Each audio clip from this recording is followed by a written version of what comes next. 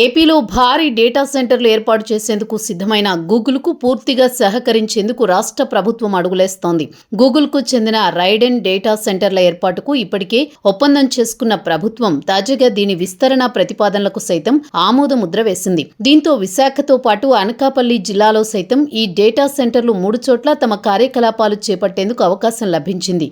గూగుల్కు చెందిన Raiden Infotech India limited గతంలో విశాఖతో పాటు అనకాపల్లి జిల్లాలో 3 చోట్ల డేటా సెంటర్ల ఏర్పాటు కోసం 480 ఎకరాల భూమిని కేటాయిస్తూ ప్రభుత్వం నిర్ణయం తీసుకుంది. అయితే దీన్ని 601.40 ఎకరాలకు పెంచాలంటూ తాజాగా గూగుల్ నుంచి ప్రతిపాదనలు వచ్చాయి. వీటిని పరిశీలించిన ప్రభుత్వం ఆమోదం తెలిపింది. తాజా ప్రతిపాదన ప్రకారం గతంలో రాంబిల్లి దగ్గర ఇచ్చిన 160 ఎకరాల స్థానంలో 174.80 ఎకరాలు కేటాయించనున్నారు. అలాగే తర్లువాడ దగ్గర గతంలో అనుమతించిన 200 ఎకరాలు కేటాయించగా దీన్ని 266.60 ఎకరాలకు పెంచుతారు. అడవివరం ముదసర్లోవా దగ్గర గతంలో 120 ఎకరాలు ఇవ్వగా దీనిని తాజాగా 160 ఎకరాలకు పెంచుతున్నారు. ఈ మొత్తం భూముల్ని ఆదాన్ ఇన్ఫ్రా పేరుతో కేటాయించాలని గూగుల్ అనుబంధ రైడెన్ ఇన్ఫోటెక్ చేసిన ప్రతిపాదనను ఆమోదించారు. ఈ మేరకు ప్రభుత్వం తాజాగా ఉత్తర్వులు జారీ చేసింది. తాజా ప్రతిపాదనల ఆమోదం తర్వాత విశాఖ, అనకాపల్లి జిల్లాల్లో మొత్తం 3 డేటా సెంటర్లు ఏర్పాటు కాబోతున్నాయి.